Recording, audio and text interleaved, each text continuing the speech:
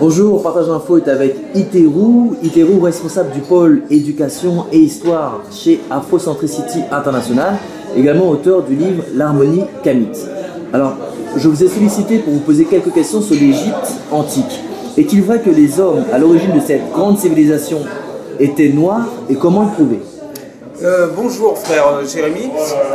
Alors oui, c'est une question très pertinente parce que cette question de l'origine africaine des populations de l'Égypte pharaonique c'est une question qui se pose encore. Et pourtant, en 1974, il y a eu le colloque du Caire organisé par l'UNESCO, oui, qui est l'institution spécialisée pour la culture, la science et l'éducation des Nations Unies. Oui. Dans le cadre de l'écriture de l'histoire générale de l'Afrique, eh bien certains savants importants, internationaux, avaient été sollicités pour l'écriture de cette histoire générale de l'Afrique en plusieurs tomes. Notamment le professeur Cheikh Anta Diop, et qui avait posé une question à la participation de cette écriture de l'histoire de l'Afrique. Il avait dit, moi je veux bien, effectivement, y participer, mais un préalable. Avant toute chose, je veux qu'on débatte de l'origine africaine de la civilisation pharaonique. Parce que depuis très longtemps, beaucoup de choses sont écrites là-dessus, et souvent, elles sont frappées sous le sceau de la malhonnêteté scientifique. Je veux rétablir les choses, mais il faut qu'il y ait un débat. Donc je suis prêt à y participer, je garantis la courtoisie des débats, mais il faut qu'on tire les choses au clair. Petit rappel, Cheikh Anta Diop était l'auteur, en 1954, 20 ans plus tôt, du livre Nation Nègre et Culture, oui, un livre où il démontrait son érudition, même si ce n'était pas le but, mais cette érudition était au service de la vérité, et Cheikh Anta Diop, dans ce livre, rétablissait la vérité, à savoir l'origine africaine des civilisations de l'Égypte antique. Voilà, civilisation qui est à l'origine de la philosophie, on peut le dire aujourd'hui, à l'origine des mathématiques et de tout un tas de découvertes extraordinaires qui surprennent encore les savants du monde entier aujourd'hui. Ah bah ça m'invitera à vous poser d'autres questions. Donc les Égyptiens d'Égypte antique étaient noirs. Donc. Oui, alors comment le savons-nous? Cheikh Anta Diop, dans son livre Nation Nègre et Culture et dans les ouvrages ultérieurs comme Civilisation ou Barbarie ou Antériorité des civilisations nègres, démontre que cette civilisation était africaine en se basant notamment sur les écrits des savants de l'Antiquité, au premier rang desquels Hérodote. Hérodote n'est pas un Africain, Hérodote est un Grec. Hérodote est un savant du 5e siècle avant Jésus-Christ, et dans le livre écrit bien sûr en grec et traduit en français, qu'on peut traduire par Histoire, l'enquête d'Hérodote, il dit que les Égyptiens étaient de la même origine que les Éthiopiens et que les Colchidiens, et pour le savoir, pour s'en rendre compte, il suffit de constater qu'ils ont la peau noire et les cheveux crépus. Donc c'est très clair. Voilà, il utilise le mot grec mélas. Et en langue grecque ancienne, le mot mélas est le mot le plus fort pour désigner la couleur de la peau, la couleur noire, la couleur foncée. Et à tel point qu'aujourd'hui, quand on emploie le mot mélanine, la racine vient du grec, ça vient du grec mélas. Donc effectivement, Hérodote est un témoin oculaire, et il visite l'Égypte au moment où elle a perdu son indépendance, où elle est sous la domination perse. Et malgré un certain brassage de population qui a déjà pu avoir lieu, les Égyptiens restent fondamentalement noirs, restent fondamentalement semblables aux Africains d'aujourd'hui.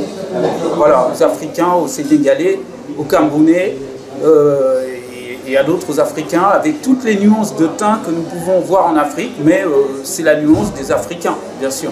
J'ai également une autre question. Pourquoi pouvez-nous remarquer que beaucoup de statues de sphinx de l'époque, donc, et les nez cassés, ces nez ont-ils été cassés volontairement? Par qui et comment le prouver? Alors il y a une vidéo qui circule sur YouTube qui est très intéressante, qui est le fait d'un savant un petit peu autodidacte canadien qui s'appelle... c'est un savant canadien qui a publié le livre Return to Glory. Return to Glory. Voilà. Et j'ai un petit trou de mémoire, j'ai un peu oublié son nom. Et comment s'appelle la vidéo sinon pour la retrouver? En fait, c'est une vidéo sur les origines de la civilisation pharaonique. D'accord. Ça va me revenir tout de suite, mais je sais que le savant était à l'origine et l'un des auteurs du livre, des co-auteurs du livre Return to Glory. Et il nous dit dans sa vidéo que d'après lui, c'est Napoléon. C'est l'armée napoléonienne. Donc en 1798, Napoléon a envahi l'Égypte et ce seraient les troupes napoléoniennes qui auraient tiré à coups de canon sur le nez du Sphinx pour le faire tomber. Mais d'autres sources nous disent aussi qu'il est fort probable que ce soit les Arabes lors de l'invasion arabe qui a précédé de pas mal de siècles l'invasion napoléonienne. D'accord. Et j'ai pu suivre aussi un débat sur Facebook entre le professeur Rachidi, qui est un conférencier de renommée internationale, Runoko Rachidi, et qui parle du fait que dans l'Antiquité, beaucoup de statues appartenant à des civilisations prestigieuses ont vu leur nez cassé. Et il a eu un débat, je dirais pas assez houleux, assez passionné, avec un frère qui s'intéresse aussi à ça, et le professeur Rachidi disait que c'est en fait une coutume de l'Antiquité de détruire le nez, que ce n'était pas forcément lié au racisme. D'accord, donc c'est pas parce qu'ils avaient des négros alors. Oui, merci pour le jeu de mots. Et donc, ce que l'on peut dire, c'est qu'il y a tout de même, malgré tout, malgré que la question fait débat, mais il y a toujours de fortes présomptions. Pourquoi? Parce que à la fin de l'Égypte, de la grande civilisation kamite pharaonique, l'Égypte a été envahie par de nombreux peuples, malgré le fait que cette civilisation ait pu perdurer pendant plusieurs millénaires, parce qu'elle commence en 3200, enfin c'est pour faire court, chronologie courte, elle commence en 3200 avant Jésus-Christ, avec le pharaon Narmer qui va unifier la haute et la basse Égypte. Elle se poursuit jusqu'en 333 avant notre ère. Vous voyez quand même le laps de temps qui est énorme. En 333 avant notre ère, et là c'est l'invasion de Tamérie, donc de l'Égypte, par Alexandre le Grand. Entre-temps, il y a eu les invasions assyriennes, perses, etc. Et après, on peut dire que ce pays perd complètement son indépendance. Mais ce n'est pas parce que cette civilisation est conquise par des troupes extérieures appartenant à des aires civilisationnelles différentes, appartenant à des, entre guillemets bien sûr, races différentes. Nous savons qu'il n'y a qu'une seule espèce, l'espèce humaine, mais des gens qui ont un autre phénotype, qui sont des blancs. Mais à ce moment-là de l'histoire, il n'y a pas encore de racisme. À ce moment-là de l'histoire, il n'y a pas encore de racisme tel qu'on peut le connaître aujourd'hui. Mais, par contre, lorsque Napoléon envahit l'Égypte, en 1798, on est en pleine traite négrière. On est en plein, en pleine servitude généralisée des Africains qui boient sous le joug de la domination européenne. Et là, effectivement, à ce moment-là, les théories racistes battent leur plein. Et c'est par dépit que cette France, que cette Europe qui redécouvre une Afrique qu'elle croyait connaître, qui découvre que les origines de la civilisation moderne puisent en fait, à l'origine de cette civilisation grecque, par exemple, il y a d'abord la civilisation égyptienne qui l'a précédée. C'est déjà dur à avaler, mais le plus grave, c'est que pour ces colons, pour ces esclavagistes, ils s'aperçoivent qu'à l'origine de cette civilisation pharaonique, il y a des Noirs, et que cette civilisation a été essentiellement animée par des Noirs. Et là, effectivement, d'où la nécessité de falsifier. Et c'est peut-être par dépit, effectivement, que les troupes napoléoniennes ont reçu l'ordre de casser les nez. Ça semble tout à fait logique. Alors justement, on parlait d'esclavage. Est-il vrai qu'il n'y a pas eu d'esclavage en Égypte antique et comment le prouver? Alors, on peut le prouver par la linguistique. En égyptien pharaonique, nous avons qu'on appelle le sikam. En sikam, il y a plusieurs mots pour désigner la servitude. Il y a d'abord le mot bak. Et les égyptologues chevronnés, ou les kamitologues chevronnés, c'est-à-dire les gens qui étudient la civilisation égyptienne qui est une civilisation africaine avec une perspective africaine. Les kamitologues sont les gens qui étudient cette civilisation africaine avec une perspective africaine. Les égyptologues étudient cette civilisation africaine, mais en essayant de la désafricaniser, ce qui donne des choses incongrues. Et donc, les égyptologues et les kamitologues sérieux traduisent Bak par serviteur. Bak, c'est pas esclave. Et ces gens-là avaient des villages où ils pouvaient se reposer et vivre entre eux. Il y a aussi des stèles où on nous dit que le pharaon a été très généreux avec eux, c'est-à-dire qu'il leur a permis d'avoir des sacs de riz pour leurs travaux, etc. Et de bénéficier de salaire en quelque sorte. Et puis, il y a un autre mot aussi qui est le mot Seker Ankh.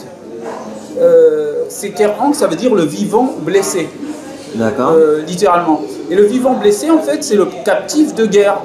C'est lors d'un conflit, un captif d'une armée extérieure, il est captif. Alors qu'est-ce qu'on fait de cette personne? On peut l'intégrer, peut-être on peut lui donner une éducation kamite. Je préfère dire kamite que égyptien, parce que égyptien ça prête à confusion, parce qu'on risque de confondre avec l'Égypte actuelle. D'accord.